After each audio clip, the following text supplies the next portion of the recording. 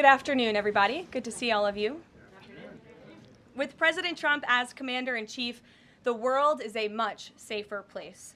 After decades in which past presidents coddled and enabled the world's leading state sponsor of terrorism, President Trump finally ended the immediate threat of a nuclear Iranian regime.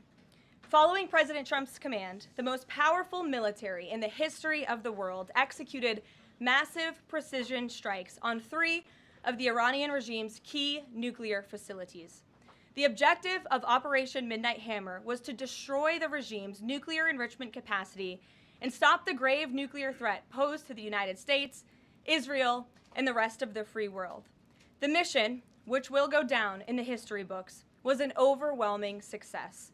Secretary of Defense Pete Hegseth and the chairman of the Joint Chiefs of Staff Dan Raisin Kane covered the operation in great detail at their briefing this morning at the Pentagon, and I encourage every American to watch it. As President Trump has said repeatedly, the United States of America has the greatest, fiercest, and bravest armed forces ever to stride the face of this earth, and we couldn't be more grateful and proud of our nation's warriors. The Iranian regime was weeks away from being able to produce a nuclear weapon that would threaten the entire world before President Trump took this decisive action on Saturday night to obliterate their nuclear capabilities. The contrast in leadership could not be more clear. Barack Obama and Joe Biden sent pallets of cash, American taxpayer dollars, in a failed attempt to buy the Iranian regime's compliance with a weak and ineffective deal. President Trump sent a fleet of American warplanes to destroy Iran's ability to produce a nuclear weapon. The United States and the entire world are safer because of this president's decisiveness. Despite agenda-driven leaks by the fake news media aimed at undermining this incredible accomplishment achieved by President Trump and our brave fighter pilots, there is broad consensus emerging already that Iran's nuclear capabilities were indeed destroyed. The United States, Israel, the United Nations, and even Iran all agree they can no longer build a nuclear weapon. So why did the president immediately turn to obliterating after the Iranian nuclear threat? Securing peace. Within 48 hours of the devastating strike, President Trump and his team brokered a historic ceasefire between Israel and Iran and officially ended the 12-day war. The Middle East is now shifting away from chaos and bloodshed and moving toward the beginning stages of a new era of peace and stability that President Trump has long called on them to achieve. This was unthinkable at this time last week, and this is what peace through strength looks like. Under President Trump, America will relentlessly advance our interests without being dragged into endless wars. His fearless leadership guarantees America is once again respected across the world. Just look at what he was able to accomplish at the NATO summit in the Netherlands. Many of you were there. Our allies agreed to invest 5% of their GDP annually in defense because President Trump demanded it. This will be the most significant reinforcement of NATO's collective defense in the history of the NATO alliance. And as a result, the United States of America will carry less of the burden, and our NATO allies will be stronger than ever before. As NATO Secretary General Ruda put it, for too long, one ally, the United States, and our taxpayers, I may add, carried too much of the burden of that commitment. And that changes today. President Trump made this change possible. We will produce trillions more for our common defense to make us stronger and fairer by equalizing spending between America and our allies. This is the Trump effect. This is what the president meant when he declared that America is back. Now, back here at home, Americans are paying much cheaper prices for gasoline this summer, as both the Wall Street Journal and the New York Times pointed out today. Here's how the Wall Street Journal put it. Hitting the road this summer won't bring as much of a big hit to your wallet. The national average for a gallon of regular gasoline is about 23 cents cheaper than this time last year. Analysts say plentiful supply is expected to keep prices down in the coming months. These are the cheapest gas prices at this point of the summer since 2021. And despite all the doom casting from liberal pundits, oil prices on Tuesday were lower than before the Israel-Iran conflict began. As President Trump continues to unleash American energy, our country will have even more efficient, reliable, and affordable energy to protect our national security and fuel our people. Later this afternoon here at the White House, the president will host a One Big Beautiful event in the East Room to rally Republicans to get the One Big Beautiful bill across the finish line. At that event, he will be joined by everyday Americans from across the country who will massively benefit from the common sense policies and provisions within this bill. This is the largest tax cut for working and middle-class Americans in history, and it's going to put more money into the pockets of hardworking Americans. Families will see an average increase in take-home pay of more than $10,000 per year. Americans earning between $30,000 and $80,000 per year will see a 15% tax cut. Overtime and tipped workers will save thousands of dollars annually. And our amazing seniors will receive historic financial relief by reducing the tax burden on their Social Security benefits. Simply put, this bill is going to unlock the golden age of America. And we look forward to continuing to work with the Senate and the House to see this bill on the president's desk for signature by Independence Day. Here in our new media seat today, we have Colin Anderson with the Washington Free Beacon, who will kick off our question and answer. Colin, go ahead. Thank you, Caroline. We reported yesterday on a briefing from the Israeli defense minister in which he said the U.S. and Israel are working together to monitor any attempts from Iran to rebuild their nuclear program, and also that if Iran was to do so, the U.S. and Israel would work together to once again destroy that nuclear program. Does that align with the president's thinking? Look, the president, as I said in those opening remarks, Colin, and thanks for being with us today, views the Middle East on its way to peace and prosperity. And the president used strength on Saturday night. The whole world saw that the United States is indeed the most lethal fighting force in the world with those precision strikes on Saturday evening. But the president wants peace. He always has. And right now we're on a diplomatic path with Iran. The president and his team, namely Special Envoy Witkoff, continue to be in communication with the Iranians and especially our Gulf and Arab partners in the region to come to an agreement with Iran. As for our alliance with the State of Israel and that friendship and that partnership between the United States and the State of Israel, I would argue it has never been stronger.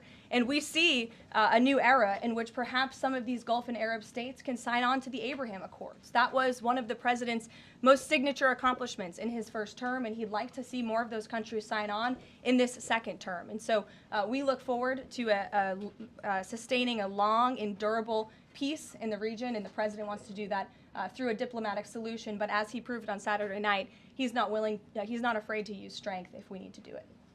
Gabe. Thanks, Caroline. The president mentioned in a Truth Social post that no enriched uranium was moved from Fordow. What about the other two sites, Isfahan and Natanz, and how can the president be so sure that no uranium was moved? Well, what I can assure you is that the United States and our intelligence agencies and Director Ratcliffe and the President's entire national security team were obviously watching these sites very closely in the weeks and the days leading up to the attack on Saturday, which I will add was one of the most secretive and successful operations in United States history. I think many of you in this room would agree with that because none of you in this room knew about the strike on Saturday until it took place. So we were watching closely, and there was no indication to the United States that any of that enriched uranium was moved prior to the strike. From any of the sites? Correct. And then one more thing, Caroline. Next week, the president mentioned that there would be talks with Iran. Didn't mention any details, and Iran has not confirmed them. Can you share any details about any potential talks next week? We don't have anything scheduled as of now, but I spoke to our Special Envoy Witkoff at length this morning, and I can assure all of you we continue to be in close communication with the Iranians and through our intermediaries as well, namely the Qataris, who have been an incredible ally and partner throughout this entire effort. And as I said, this administration is always focused on diplomacy and peace, and we want to ensure we can get to a place where Iran agrees to a non-enrichment civil nuclear program. And there are many other requests that the United States has. Those details continue to really, they're just starting. Of course, the operation was just on Saturday night, but we are in touch. And if there is a meeting, we will let you know, as we always do. Brian. Thank you, Caroline. Is two, one on trade. On the July deadlines coming up for the trade deals, is that deadline still hard and fast for the president, or is he now considering even coming to trade deals after that deadline, and where is he on that going forward? I think the president has been asked this quite a few times by many of you in the media. I've heard him answer it at press conferences and at gaggles. He just spoke about it on Air Force One. The deadline is not critical. The president can simply provide these countries with a deal if they refuse to make us one by the deadline, and that means the president can pick a reciprocal tariff rate that he believes is advantageous for the United States and for the American worker, and he will continue to do that. But as for the deals, our United States Trade Ambassador, Jamieson Greer, I speak to him frequently. He's working very hard, and he has had very good and productive discussions with many of our key trading partners. And on the One Big Beautiful Bill, there's conversations on the Hill right now about the Medicaid cuts. Yeah, I'm curious if the final bill that the president's been talking about comes to him and it has Medicaid cuts in it, will he sign it, or would he rather just Congress do away with those cuts? I think our friends in both the Senate and the House know exactly where the president stands on Medicaid. He wants to get rid of the waste, fraud, and abuse, and they are working to do that in the Senate right now. Jennifer. Follow up on that, on the big beautiful bill, is there enough time for Congress to work through the issues it needs to work through? I'm saying, does the president need to move back his deadline a little bit? We expect that bill to be on the president's desk for signature by July 4th. I know that there was a ruling by the Senate parliamentarian this morning. Look, this is part of the process. This is part of the inner workings of the United States Senate, but the president is adamant about seeing this bill on his desk here at the White House by Independence Day. And then on Israel, is there a date set for the Prime Minister to visit the White House yet? Is he coming in a couple weeks? There isn't a date, but the Prime Minister has expressed interest in coming to the White House to meet with the president and come to Washington. The president is obviously very open to that, but we don't have a date. When we do, we'll let you all know. Kate. The president suggested he was open to sending more Patriot air defense missiles to Ukraine. Is that going to happen, and were there any other assurances that he made directly to Zelensky when they met? I'll let the president speak on that. That was a private conversation between he and President Zelensky, but the meeting was a good meeting, and it was a meeting towards progress, and the president, as he said, repeatedly wants to see this war come to an end, but I'll let him speak on that specific And point. Witkoff yesterday suggested that there would be more countries signing on to the Abraham Accords. What's the timeline on that, and which countries specifically is the administration looking to have sign on? Well, the president is certainly hopeful that more countries in the region will sign on to the Abraham Accords. Again, we want to see a long, withstanding, and durable peace in the Middle East, and that's the way to do it. And when the president met with the new president of Syria, that was one of the requests that he made for Syria to sign on to the Abraham Accords. I don't have a timeline for you, but this administration wants to see that happen, and our partners in the region should know that. Rachel. Thanks so much. Just to follow back up on the meeting that the president mentioned about wanting to have this meeting with the Iranians next week. Clearly there's a willingness here from the administration to want to meet with Iranian officials. What is the holdup here in trying to schedule it? Are you experiencing any resistance from the Iranians? No, have some patience. We just had this strike on Saturday night. The president secured a ceasefire. A lot has happened in the last week. He was just in the Netherlands. Now he's back home to have a big event this afternoon on the One Big Beautiful Bill and get our domestic priorities across the finish line. So we'll get there, and like I said, we're in constant communication. And just one more, just on the goal of the meeting. The president mentioned yesterday that it may not be necessary to have an agreement with the Iranians. What is the purpose, what would be the goal of this meeting? Again, to continue moving forward towards a long-standing peace in the Middle East. Jordan. Yes, Caroline, thank you. So the president had some harsh words for both Israel and Iran on Tuesday as he was departing from the NATO summit after they both violated the ceasefire. He said, what's your response to Americans who are worried the peace isn't going to last and think that Israel is trying to plunge us into another endless war on their behalf? I think the fact that the president was able to successfully negotiate a ceasefire when nobody thought that was possible, it was a surprise to everyone in this room, it was a surprise to the world, but the president got it done because he wants to see peace in this world. He does not want the United States to be dragged into these conflicts. Again, he's not afraid to use strength if he has to, but the president has already proven he can put America first and deliver on peace at the same time. They're not mutually exclusive goals. And then one more.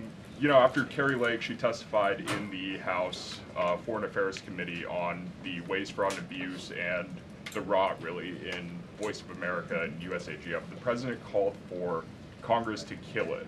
What does that look like, and is the president willing to sign an executive order?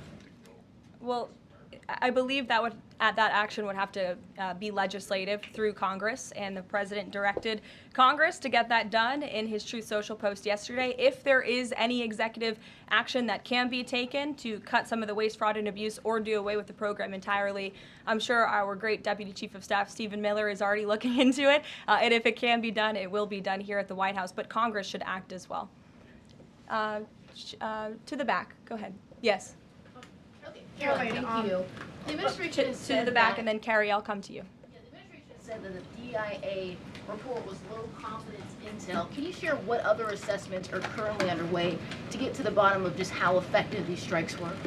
Yes. Well, I can assure you what the CIA director said, that when we look at the entirety of the intelligence that we have to this date, it concludes that these strikes on the Iranian nuclear facilities were absolutely successful. It was a total obliteration, as the president said, and not only does our own intelligence say that, but also the Iranian foreign minister has said that.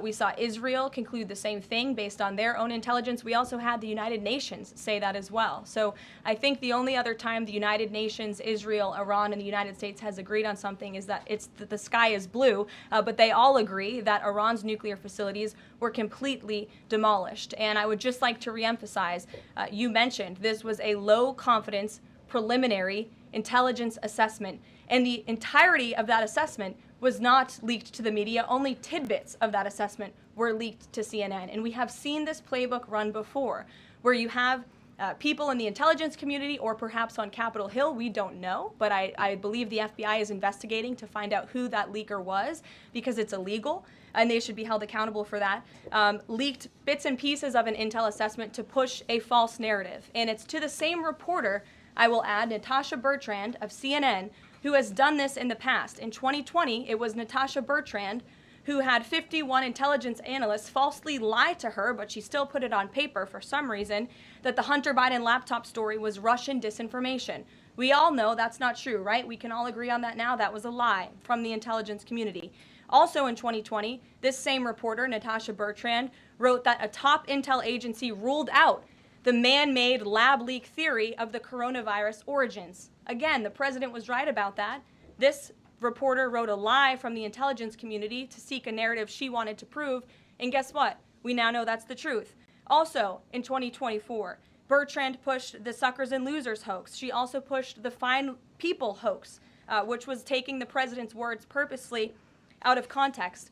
And then last October, and I believe this is notable, Natasha Bertrand published an article in Politico from the intelligence agency. She said that John Ratcliffe was speaking without any evidence when he said Iran was attempting to undermine President Trump's presidential campaign.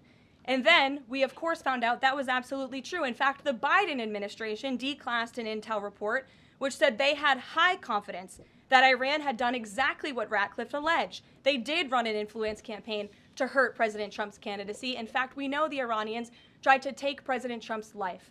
And so this is a reporter who has been unfortunately used by people who dislike Donald Trump in this government to push fake and false narratives. She should be ashamed of herself.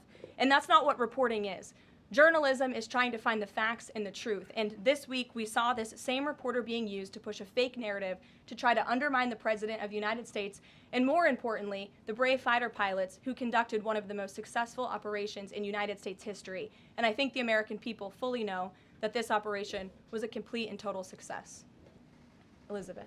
Thank you, Caroline. The Miami Herald recently published a story saying the Trump administration was targeting migrant foster children. The Trump administration has denounced this as false. Could you clarify the Trump administration's position on protecting migrant children, particularly the 300,000 lost under the Biden administration? Yes, I saw that Miami Herald article yesterday, and I was aghast at the headline. It's egregious to accuse this administration of trying to target foster children. That is not at all what is happening at the Department of Homeland Security.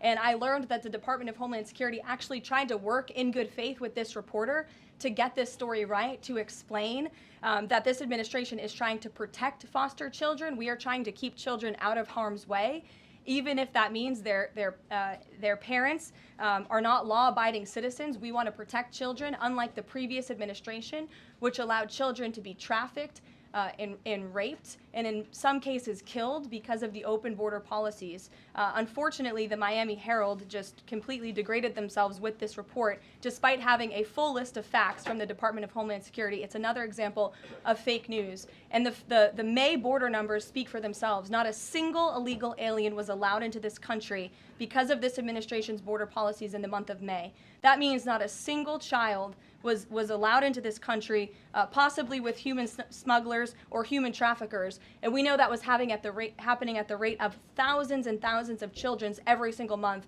in the previous administration for 4 years. And you didn't see any reporting of that from the Miami Herald, but now they're trying to accuse this administration. And we tried to give them the facts, and they refused to report them. So thank you for bringing that report to light. Aisha. Good to see you again. You too. I know you're looking for You're this. usually on the Hill. I know, I'm here today. I know you're looking for this leaker. Is it your belief, I know you said earlier you're not sure if it's on Capitol Hill or at the Pentagon, but is it your belief that it might be in Capitol Hill, and how confident are you that you'll find this leaker? Well, I'm not personally looking for the leaker. The FBI is looking for the leaker, so you'll have to ask them in the Department of Justice in terms of this investigation.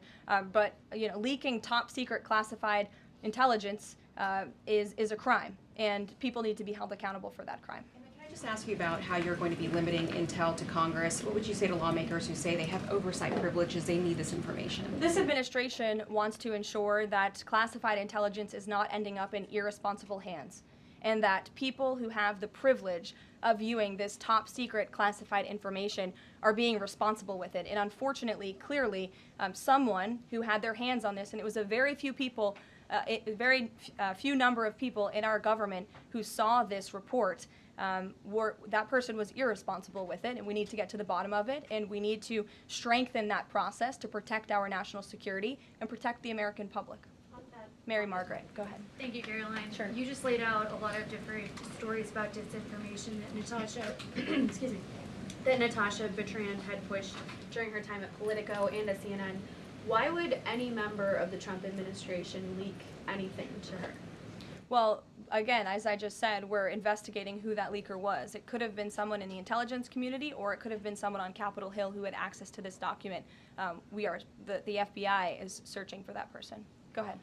Thanks, Caroline. The president was And obviously... clearly it was done to undermine the president, to answer your question. And I'm sorry, I really wanted to follow up on that really quickly. Before the strikes on Iran, we saw a number of other leaks about Tulsi Gabbard, the Vice President Vance. Is there an effort to divide the president's team when it comes to these leaks and which reporters they choose? I do believe there's an effort on the outside of this building to try to divide the president's team on the inside, and sometimes you have to look at these headlines and laugh, because I've been in meetings where I know these things are absolutely not true, and again, we do our best here, I believe, to try to push back and correct the record with all of you, but there is fake reporting. That's just the reality of this country, unfortunately, but I can assure you the president's team is strong, especially the national security team. Everyone is very proud of the president, of our commander-in-chief, and of our military for the successful operation that took place on Saturday night. Thanks, Caroline. The President was obviously very pleased with getting his NATO allies to increase defence spending. He's made the same demands of Asia-Pacific allies of the United States, including Australia, where I'm from. How does the NATO result impact negotiations with Asia-Pacific allies? Does it, for say, strengthen the President's resolve to say, well, our NATO allies have done it, now you need to do it too? Yeah, I mean, look, if our allies in Europe and our NATO allies can do it, I think our allies and our friends in the Asia-Pacific region can do it as well. But as for our specific relations in those discussions, I'll let the president speak on those. And can I just ask as well, when he had to leave the G7 early, he missed out on a number of bilateral meetings that were scheduled with other world leaders, including the Prime Minister of Australia. Obviously, President Zelensky, he's managed to meet since then, but are there plans afoot to make up for those meetings with the world leaders that he missed out on? Yeah, I think many of those world leaders understood the situation happening in the Middle East and the urgency and the need for the president to get back to Washington to monitor that situation. And obviously that was the right call, considering the success of not only the operation on Saturday night, but also the ceasefire that the president has since brokered on behalf of not just our country, but the entire world, frankly.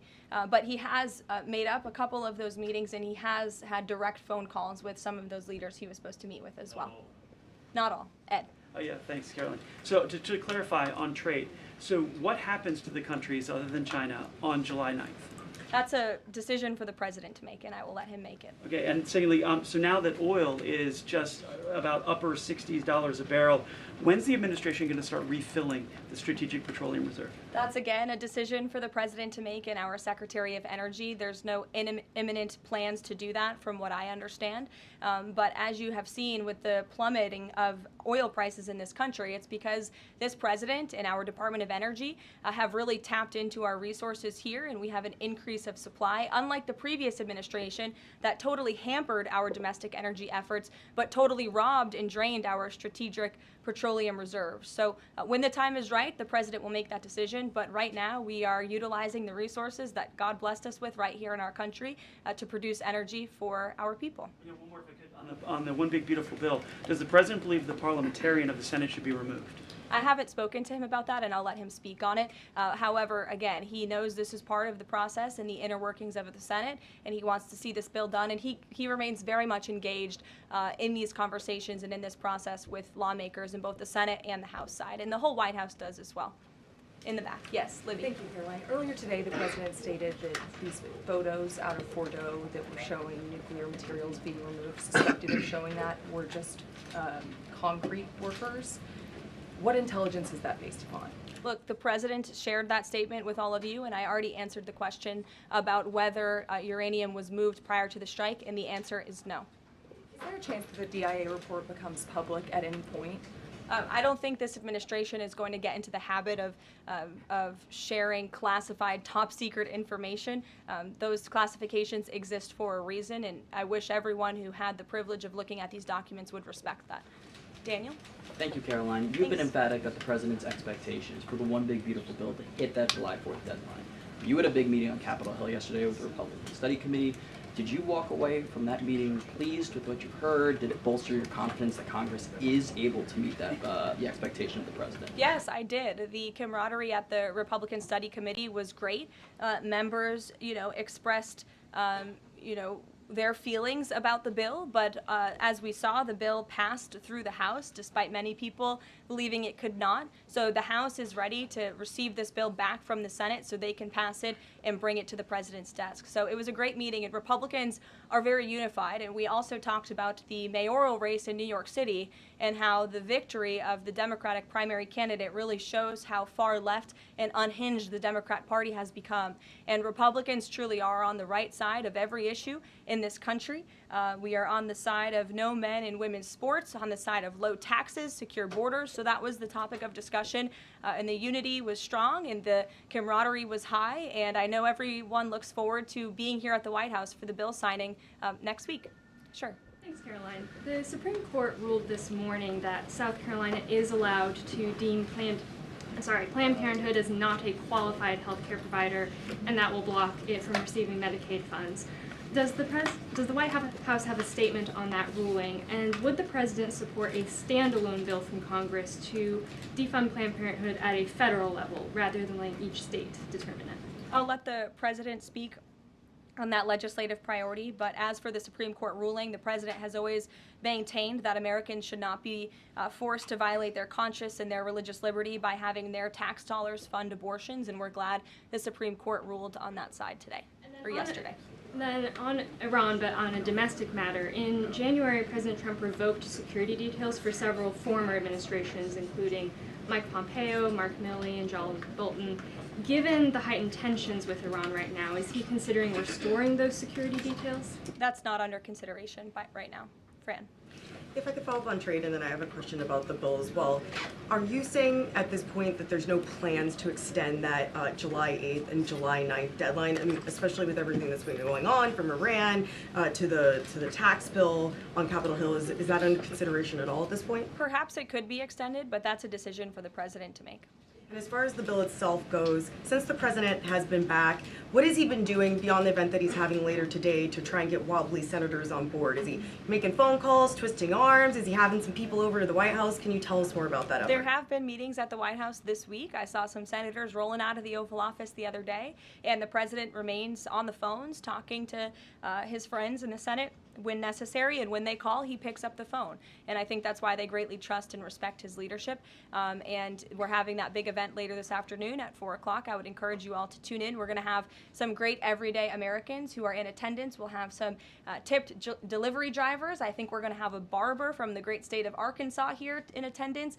We're going to have some law enforcement officers, some Border Patrol agents, and Tom Homan will be speaking as well. So the point of this event is to show the American people how this bill works for them and how there are provisions in this bill that will change their lives. Can you tell us which senators you saw rolling out of the Oval Office? I'll let the president speak on that if he wish. I don't share details about his private meetings without his permission. Emily, go ahead. Today, the Justice Department announced it was opening an investigation into employment discrimination at the University of California, alleging they had race and sex-based quotas. Federal law bars hiring somebody based on their race or sex, but do you also object to universities working harder to make sure they have a diverse group of candidates to consider? And do you expect more investigations like this from DOJ? I have not seen that investigation from the Department of Justice, but I can certainly check in. What I can tell you, it's the position of this president that we want to restore a merit-based society and culture in the United States of America, where people are not hired nor are they promoted based on their color of their skin or their gender. The president wants people to be hired in the workforce because of their merit and their skill, and I think most Americans agree with that. I'll take one more. Carrie, because I promised you earlier. So the Ayatollah Khomeini came out and said that Iran will, quote, never surrender to the U.S. That being said, what remains to do with the possible responses from Iranian proxies in the region and even in the U.S.? Look, we saw the Ayatollah's video, and when you have a totalitarian regime, you have to save face. I think any common sense, open-minded person knows the truth about the precision strikes on Saturday night. They were wildly successful, and it's what led to the ceasefire agreement between Israel and Iran, which the president is very grateful for. And the United States of America remains prepared to defend our assets and our personnel in the region. And again, I would just emphasize the success of the strike that took place on Saturday night, and the world is a safer place because of it. Thanks, guys, for coming today, and you'll see the president at 4 o'clock. Thanks.